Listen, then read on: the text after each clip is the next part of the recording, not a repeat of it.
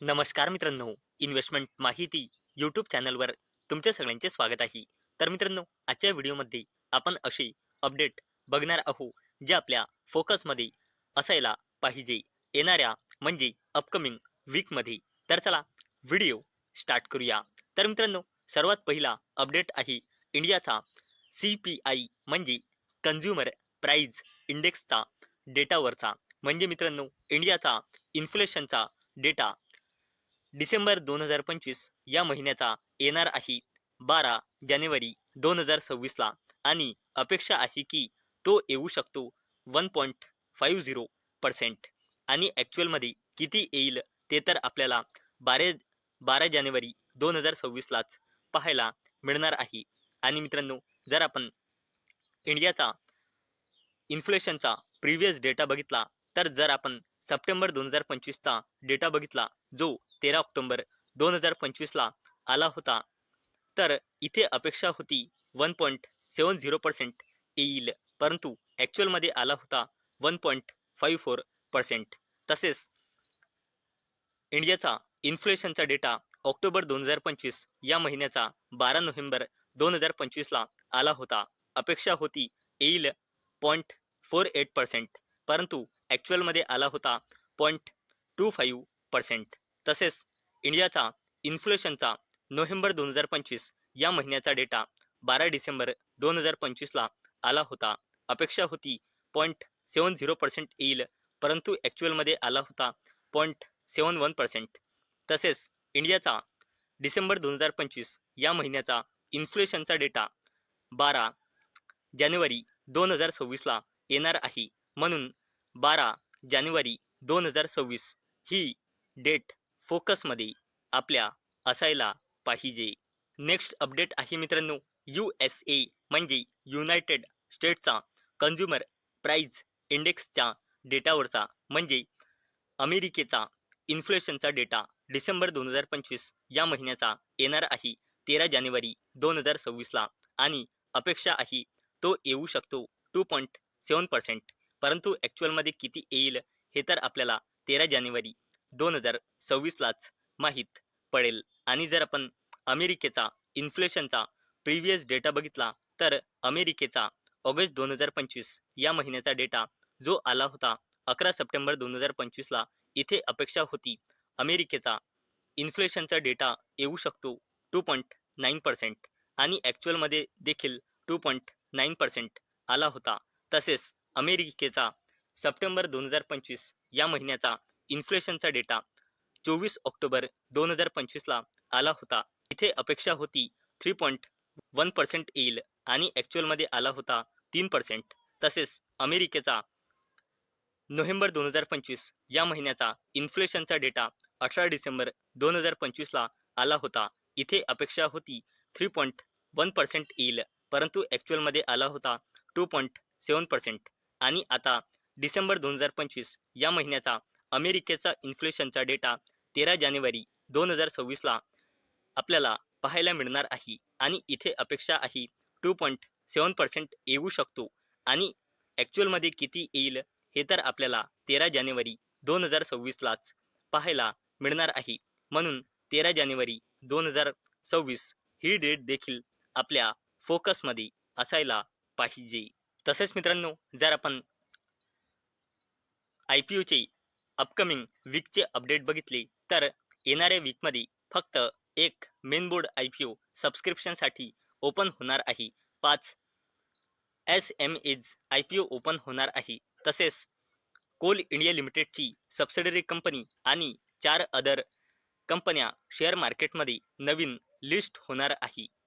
तर मित्रांनो, ज्या कंपनीचा मेन बोर्ड IPO येणाऱ्या वीकमध्ये ओपन होणार आहे सबस्क्रिप्शनसाठी, त्या कंपनीचे नाव आहे अमागी मीडिया लॅब्स आणि याचा टोटल IPOचा साईज राहणार आहे 1788.62 कोटी रुपये, ज्यामध्ये 816 कोटी रुपयांचे फ्रेश शेअर इश्यू होणार आहे आणि 972.62 कोटी रुपयांचे शेअर या कंपनीचे प्रमोटर्स किंवा existing share holders offer for सेलच्या थ्रू सेल करणार आहे.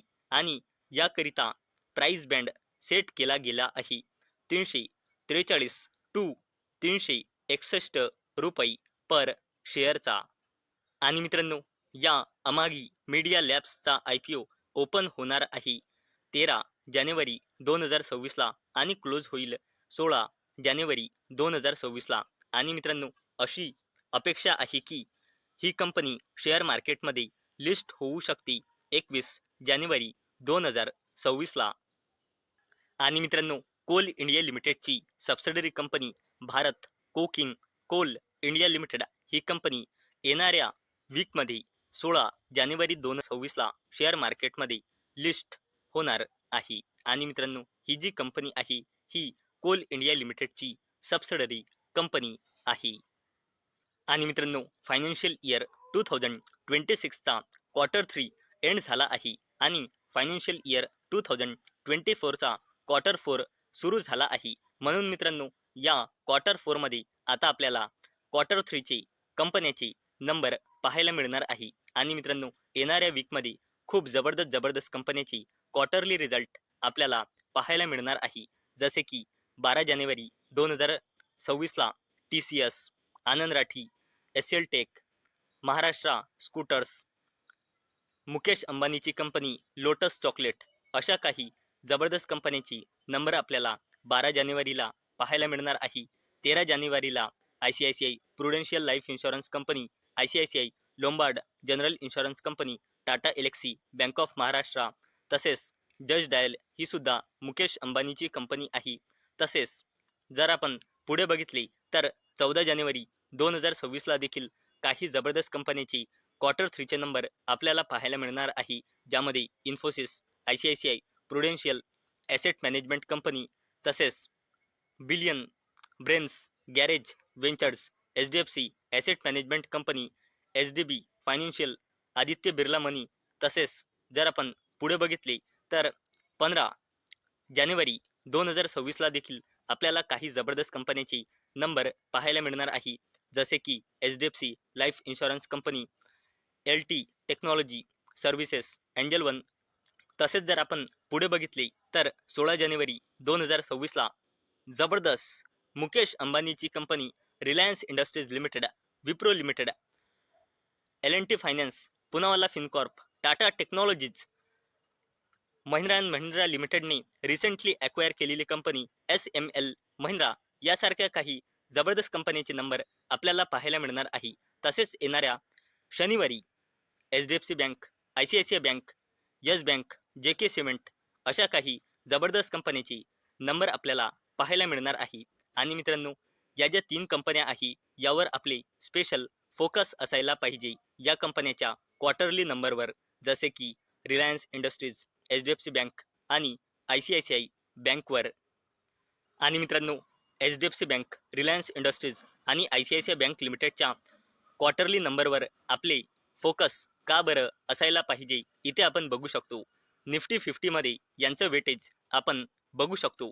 HDFC बँक लिमिटेडची 12.72%, रिलायन्स इंडस्ट्रीजची 8.90% आणि ICICI बँक लिमिटेडची 8.05%. म्हणजे मित्रांनो, या 3 कंपन्याची जवळपास निफ्टी 50 मध्ये 29% वेटेज आहे आपल्या NSEच्या मेजर इंडेक्स निफ्टी 50 मध्ये. आणि मित्रांनो, या तीनही कंपन्याचे क्वार्टर 3 चे रिझल्ट आपल्याला येणाऱ्या वीकमध्ये पाहायला मिळणार आहे. म्हणून या 3 कंपन्यावर आपले स्पेशल फोकस असायला पाहिजे. आणि मित्रांनो, जर आपण FIs आणि DIsचा डेटा बघितला तर आपण परत एकदा बघू शकतो. FIs म्हणजे फॉरेन इन्स्टिट्यूशनल इन्व्हेस्टर्स लगातार आपल्या मार्केटमधून सेलिंग करत आहे आणि मागल्या वीकमध्ये देखील सेलिंग म्हणजे नेट सेलिंग केली आहे. आणि दुसरीकडे आपले DIs म्हणजे डोमेस्टिक इन्स्टिट्यूशनल इन्व्हेस्टर्स आपल्या मार्केटला सपोर्ट देण्यासाठी लगातार खरेदी करत आहे आणि मागल्या वीकमध्ये देखील DIsने जबरदस्त खरेदी केली आहे, इथे आपण बघू शकतो. आणि फॉरेन इन्स्टिट्यूशनल इन्व्हेस्टर्सने आतापर्यंत जानेवारी 2026 या महिन्यामध्ये नेट सेलिंग केली आहे 8,419 कोटी रुपयांची. आणि DIs म्हणजे डोमेस्टिक इन्स्टिट्यूशनल इन्व्हेस्टर्सनी जानेवारी 2026 या महिन्यामध्ये आतापर्यंत खरेदी केली आहे 14,201.85 कोटी रुपयांची. तर मित्रांनो, आजच्या व्हिडिओमध्ये आपण असे अपडेट बघितले ज्यांचे आपले फोकस असायला पाहिजे येणाऱ्या वीकमध्ये. तर मित्रांनो, मला अपेक्षा आहे आजचा आपला व्हिडिओ तुम्हाला इन्फॉर्मेटिव्ह वाटला असेल. आणि मित्रांनो, आजचा आपला व्हिडिओ फक्त आणि फक्त एज्युकेशन पर्पजसाठी बनवलेला आहे. आणि मित्रांनो, जर तुम्हाला हा व्हिडिओ इन्फॉर्मेटिव्ह वाटला असेल तर या व्हिडिओला लाईक करा आणि चॅनलला सबस्क्राईब करा. तर चला भेटूया नेक्स्ट व्हिडिओमध्ये. तोपर्यंत टाटा, बाय बाय.